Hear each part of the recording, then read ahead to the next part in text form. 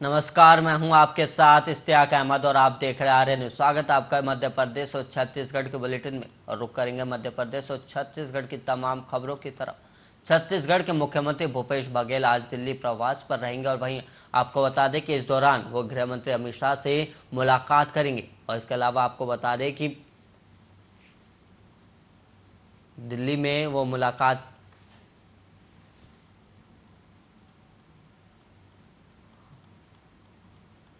इस दौरान मुख्यमंत्री भूपेश बघेल, अपर मुख्य सचिव मुख्यमंत्री सचिवालय सुब्रत साहू, पुलिस महानिदेशक अशोक जुनेजा समेत अन्य वरिष्ठ अधिकारियों के साथ केंद्रीय गृह मंत्री अमित शाह से भेंट करेंगे। तो वहीं इस बैठक में मुख्य रूप से जीएसटी प्रणाली से राज्य के संसाधनों पर हुए असर, नक्सल समस्या से जुड़े नीतिगत विषय और नक्सल प्रभावित जिलों के विकास से जुड़े मुद्दे और वहीं केंद्रीय अर्धसैनिक बलों से समन्वय संबंधित मुद्दों पर चर्चा होने की भी संभावना है।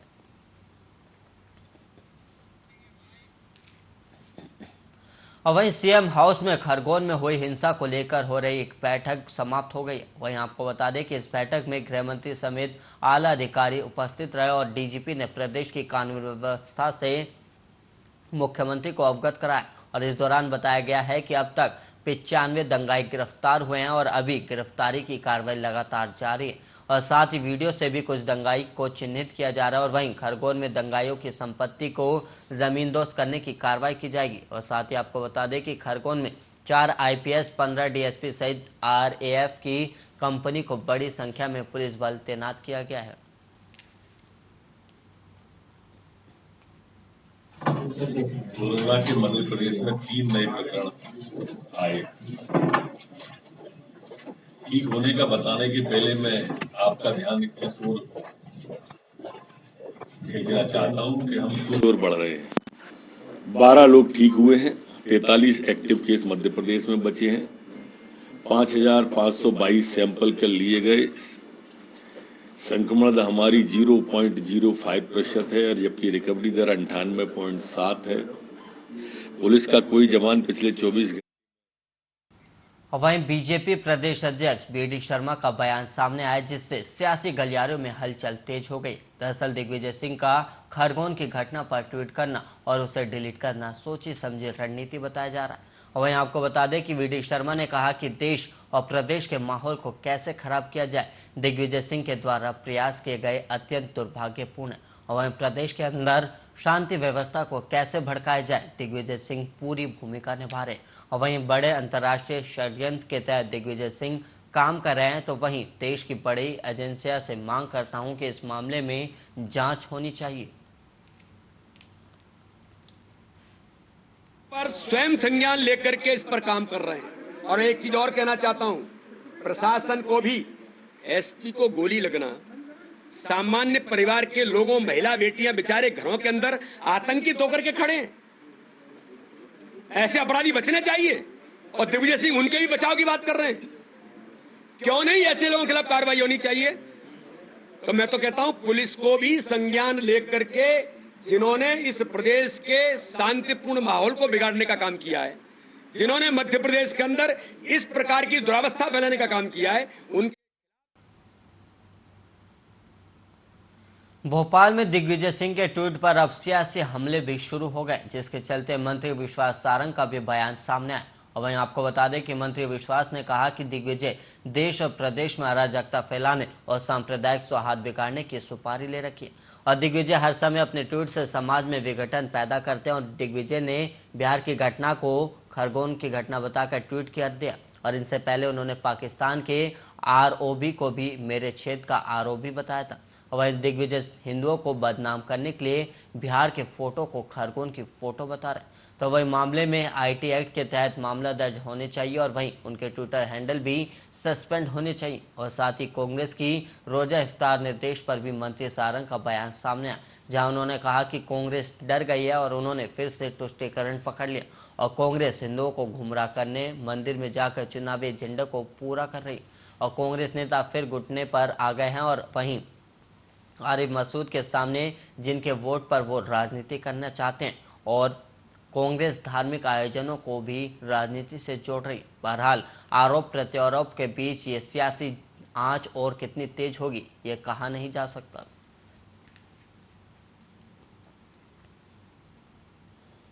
दिग्विजय सिंह जी ने मध्य प्रदेश और देश में अराजकता फैलाने के लिए और सांप्रदायिक सौहार्द बिगाड़ने की सुपारी ले रखी है। दिग्विजय सिंह जी अपने ट्विटर के माध्यम से, अपने ट्वीट के माध्यम से हर समय समाज में विघटन पैदा करते हैं। बहुत आश्चर्य और शर्मनाक है कि उन्होंने बिहार की घटना, बिहार के किसी फोटो को मध्य प्रदेश की खरगोन की घटना बताकर ट्वीट किया। इससे पहले उन्होंने मेरे क्षेत्र के भी एक आरओबी में तकनीकी खराबी होने की बात की और फोटो लगाया पाकिस्तान के किसी आरओबी का। दिग्विजय सिंह जी की मानसिक स्थिति क्या है ये मुझे समझ में नहीं आ रहा। और ऐसे सेंसिटिव मामले में, ऐसे गंभीर मामले में जहां पर दो समुदाय में दंगा हुआ है, दो समुदाय में वैमनस्य है, आप हिंदुओं को बदनाम करने के लिए इस तरह के फोटो ट्वीट कर रहे हो जो कि घटना के हैं ही नहीं। किसी और प्रदेश की किसी घटना के फोटो आप मध्य प्रदेश की खरगोन की घटना से जोड़कर देख रहे हो। ये कानून की परिधि में आता है। निश्चित रूप से दिग्विजय सिंह के खिलाफ कानूनी कार्रवाई होनी चाहिए। वहीं बेमेतरा के दुर्ग लोकसभा सांसद विजय बघेल ने मंडोई मेला कार्यक्रम में मुख्य अतिथि के रूप में शामिल हुए। वहीं होने से पहले विकास कार्यों का भूमि पूजन और लोकार्पण भी किया गया और इस अवसर पर बेमेतरा के पूर्व विधायक अवधेश सिंह चंदेल के अलावा काफी संख्या में बीजेपी कार्यकर्ता भी शामिल हुए थे। भोलेनाथ के दर्शन के बाद अभी हम मंच में आए और बहुत जोशीला स्वागत हमारे केजवरी के भाई मन के माध्यम से, हमारे संगठन के प्रमुख बलराम भाई के माध्यम से, यहाँ के सरपंच भाई वीर सिंह जी, उप सरपंच वर्मा मैडम के द्वारा पूरा गांव भर बहुत हृदय से स्वागत करी। और आज एक विकास के ध्येय लेके हम सब आए हैं, विकास के उद्देश्य से आए हैं। माननीय नरेंद्र मोदी जी के बहुत बड़ परिकल्पना जिन पूरा देश में जल जीवन मिशन के अभियान चला थे, उसके तहत 1 करोड़ 33 लाख के यहाँ पानी टंकी और साथ में पाइपलाइन के जो। और वहीं छत्तीसगढ़ के भिलाई जिले में 14 अप्रैल को डॉक्टर बाबा साहेब अम्बेडकर सार्वजनिक जयंती मेला महोत्सव और महारैली का आयोजन किया जाना है, जिसको लेकर कार्यक्रम को पूरी तरह सफल बनाने के लिए सभी लोगों ने बैठक कर एक दूसरे के विचार जाने। और वहीं आपको बता दें कि 14 अप्रैल को अम्बेडकर जयंती मनाई जाएगी, जिसको लेकर एक दूसरे ने विचार साझा किए और वहीं आगे की रणनीति क्या होगी इसको लेकर भी बातचीत की गई है। वहीं आपको बता दें कि भिलाईगढ़ में कार्यक्रम को पूरी तरह सफल कैसे बनाया जाए इसको लेकर ये बैठक बनाई गई। और वहीं आपको बता दें कि अम्बेडकर जयंती पर सार्वजनिक जयंती मेला का आयोजन किया जाएगा। और वहीं आपको बता दें कि महारैली का भी आयोजन किया गया, जिसको लेकर रैली को कैसे सफल बनाया जाए इसको लेकर बैठक की गई है। डॉक्टर बाबा साहब अम्बेडकर जयंती मेला महोत्सव एवं महारैली पूरे छत्तीसगढ़ स्तर पर होगी और उसमें प्रदेश के मुख्यमंत्री और अपने पीडब्ल्यूडी मंत्री और सभी रहेंगे। इस संदर्भ में पूरे भिलाई के जितने भी, भिलाई दुर्ग से जितने भी सामाजिक संगठन हैं उनको यहाँ पे बुलाया गया और सारे लोगों से बात कही गई, सुझाव लिया गया, सुझाव दिया गया और सारे लोगों ने अपनी बात रखी। मैं समझता हूँ ये अपने आप में ऐतिहासिक कार्यक्रम होगा, मील का पत्थर साबित होगा और एक ऐतिहासिक कार्यक्रम होगा, न भूतो न भविष्यति। मैं सुनील रामटेके, राष्ट्रीय अध्यक्ष, सेल SC/ST फेडरेशन, नई दिल्ली।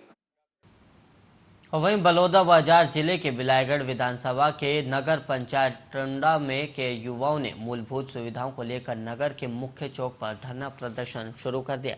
और वहीं अनिश्चितकालीन हड़ताल की भी घोषणा कर दी गई है। और वहीं युवाओं का आरोप है कि 15 सालों में नगर का विकास नहीं हुआ, जिसके चलते युवा हड़ताल पर बैठे हुए हैं।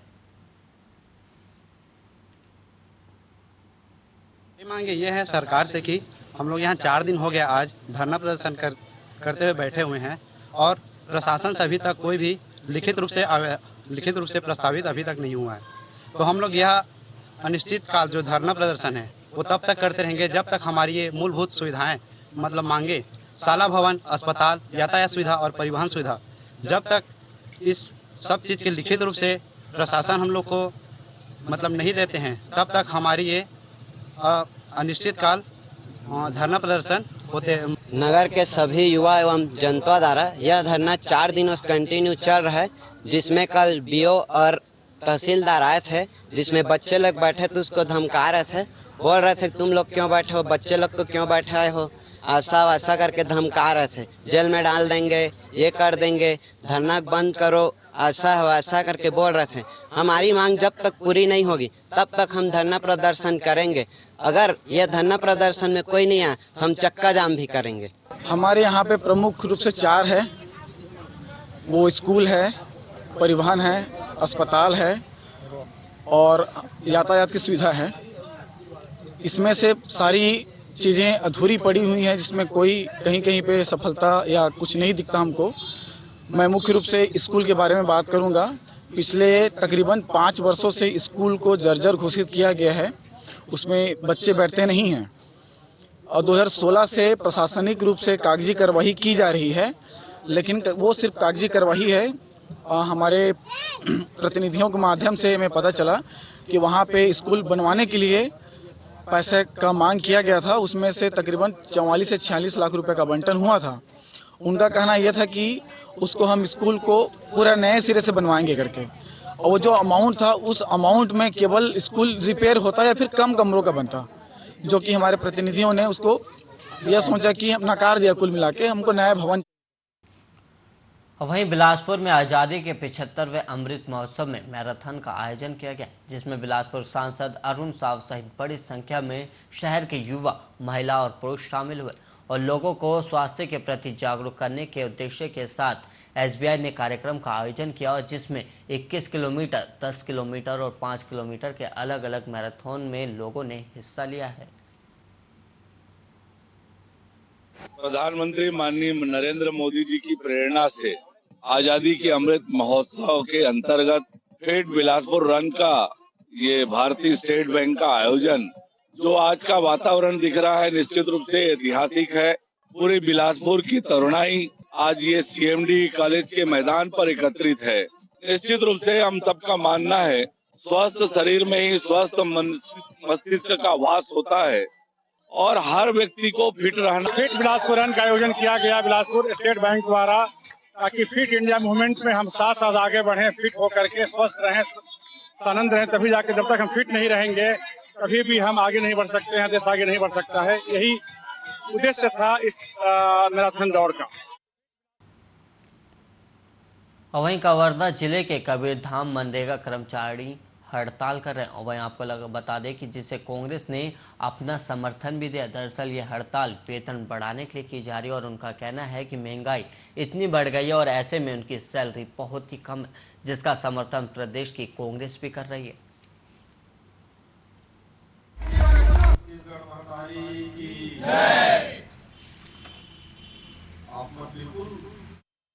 कवर्धा में बढ़ती हुई गर्मी को लेकर कबीरधाम पुलिस द्वारा जगह जगह प्याऊ घर का शुभारंभ किया जा रहा है और यहाँ आपको बता दें कि शहर के मुख्य मार्ग से गुजरने वाले शहरी और जिले के अलग अलग ग्राम वाले राहगीरों को शुद्ध पेयजल की व्यवस्था की गई है।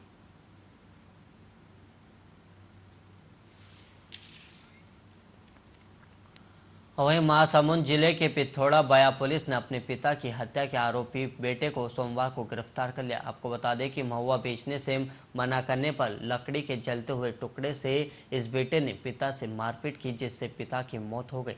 और वहीं आपको बता दें कि हत्या के बाद से आरोपी फरार था और वहीं चौकी बया पुलिस ने टीम वर्क का परिचय देते हुए आरोपी को गाँव के पास से गिरफ्तार कर लिया है।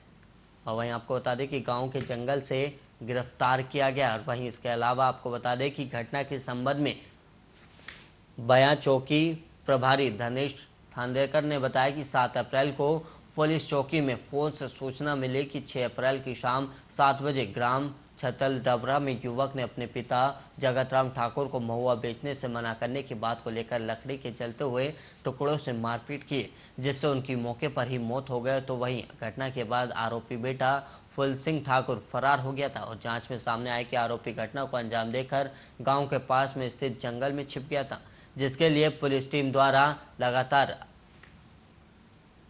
अभियान चलाया जा रहा था। जिसके बाद अब कैंप कर आसपास के जंगल और पहाड़ी जगहों पर तलाशी अभियान चलाया गया और आखिरकार आरोपी को गिरफ्तार कर लिया गया है।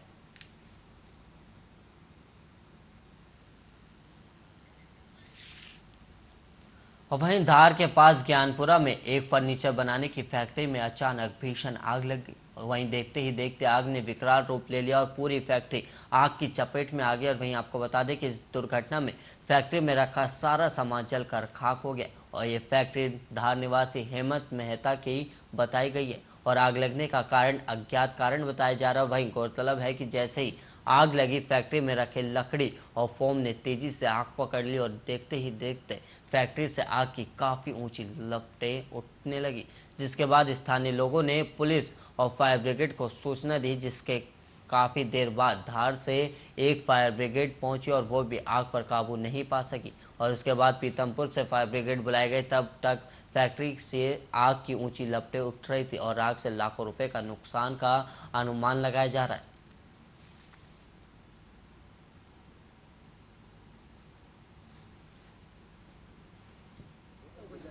जिसमें अचानक आग लग गई है, उसमें सोफे वगैरह जो बनते हैं, अलमारी वगैरह, उसमें आग लगी हुई है। काफ़ी नुकसान हुआ है। काबू की जा रही है आग, फायर ब्रिगेड वगैरह आ गई है और उसका प्रयास किया जा रहा है बुझाने का। आज ये ज्ञानपुरा स्थित एक जैन पेडल फैक्ट्री है।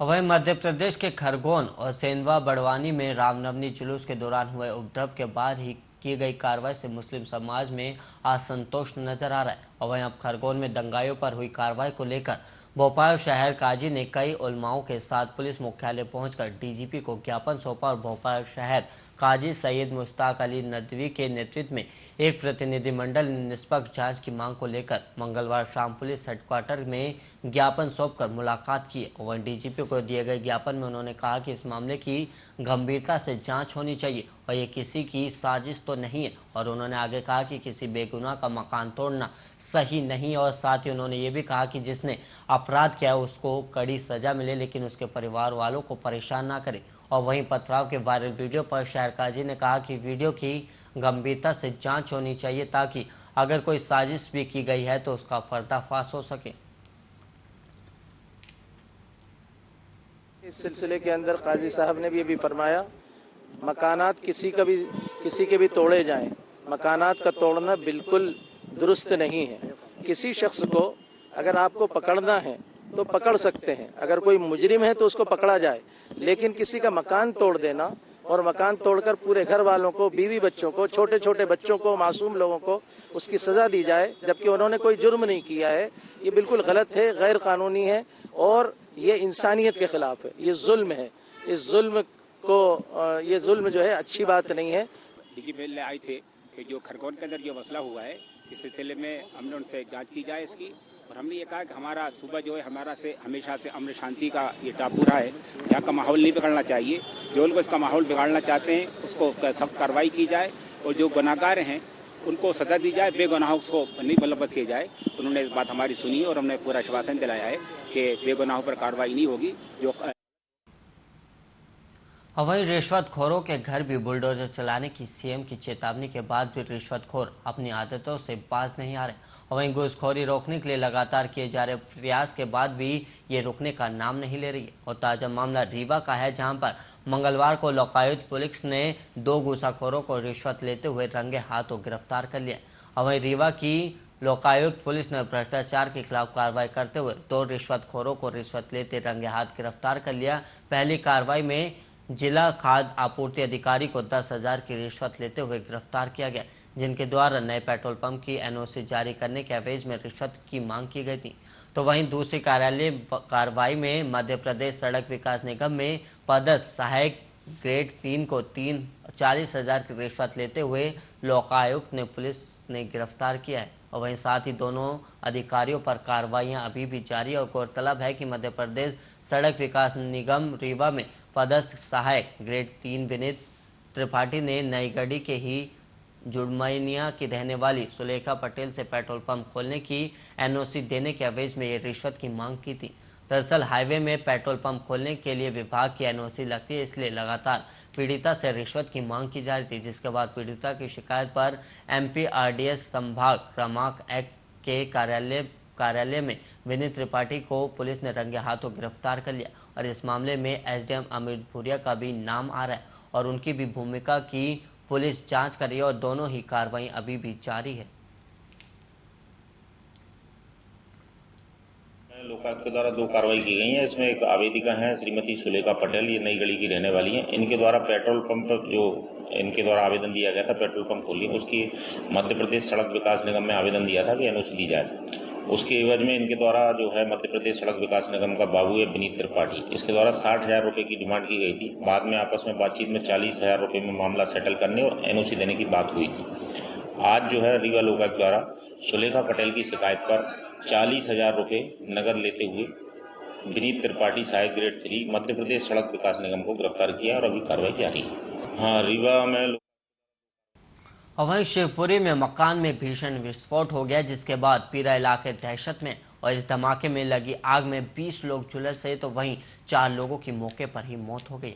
और वहीं बताया जा रहा है कि घर में रखे पटाखों में चिंगारी से ये आग लगी। और पूरा मामला शिवपुरी के तहसील भदरवास का बताया जा रहा है। और वहीं जांच में सामने आया है कि बबलू मंसूरी और पप्पू मंसूरी नाम के दोनों लोग भाई हैं, जिनके मकान में ये हादसा हुआ है। और दोनों भाइयों का पटाखों का कारोबार था और घर में पटाखे रखे हुए थे, जिनमें आग लगने से ये दुर्घटना हुई, जिसमें 1 दर्जन से अधिक लोग गंभीर रूप से घायल हो गए। हालांकि सभी घायलों को शिवपुरी मेडिकल कॉलेज भेजा गया और मौके पर कलेक्टर और SP भी मौजूद है और आगे की कार्रवाई अभी भी जारी है।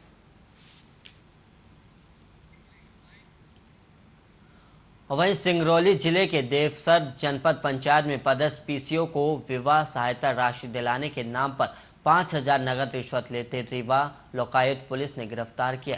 दरअसल शिकायतकर्ता विनीत गौतम का कहना है कि वो अपनी बहन की शादी के बाद विवाह सहायता राशि पाने के लिए लगातार जनपद देवसर के चक्कर लगा रहा था, लेकिन PCO ना निरीक्षण कर रहे थे और ना उसकी फाइल पास कर रहे थे, और बल्कि उससे 10,000 की रिश्वत की मांग करते हुए। और वहीं आपको बता दें कि सभी को तभी विनीत ने इसकी शिकायत लोकायुक्त पुलिस को दी, जिस पर कार्रवाई करते हुए लोकायुक्त पुलिस ने रिश्वतखोर PCO को 5,000 नगद रिश्वत लेते हुए गिरफ्तार कर लिया।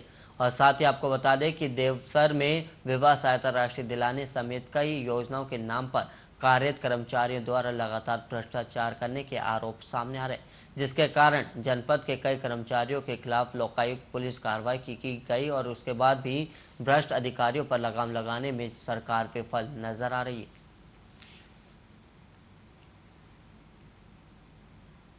मेरे द्वारा अपने बहन का विवाह सहायता का फॉर्म जमा किया गया था, जिसमें विवाह हुआ था, उसके लिए फॉर्म जमा किया विवाह सहायता के लिए, जिससे PCO द्वारा अमान्य कर दिया गया। फिर बाद में उसके एवज में हमसे 10,000 रुपये मांग रहे थे, जिसलिए हम रीवा चले गए। और ये कार्यवाही जी। तो क्या कहते थे PCO की किन्होंने मांगा है ये पैसे और क्यों? वो बोले कि सबको लगता है, मतलब बांटना पड़ता है ऊपर से लेकर नीचे तक, जिस कारण 10,000 रुपये चाहिए। फिर हम लोग बार्गेनिंग किए, जिसमें वो 5,000 में मान गए। आज आप कितने रुपए देते? सिंगरौली में आवेदक हैं विनीत गौतम, इनकी बहन है सुप्रिया। उनका विवाह संपन्न हुआ था और 2 महीने पहले उनके द्वारा आवेदन दिया गया था, लेकिन मुख्यमंत्री कन्यादान योजना में जो सहायता राशि उनको मिलना थी वो अभी तक नहीं मिली थी। उसको स्वीकृत करने के एवज में वहाँ के PCO हैं, जो कोऑर्डिनेटर रहते हैं जनपद पंचायत के, मिस्टर रुक्मणीकांत द्विवेदी, उनके द्वारा 10,000 रुपये की मांग की गई थी। बाद में आपस में बातचीत के द्वारा 5,000 में मामला सेटल करने की बात हुई और पैसा स्वीकृत करने की बात हुई थी।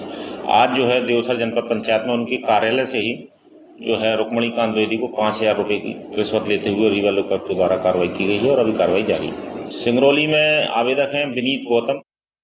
और इसी के साथ इस बुलेटिन में इतना ही। देश और दुनिया की तमाम खबरों के लिए आप बने रहिए आर्या न्यूज़ के साथ।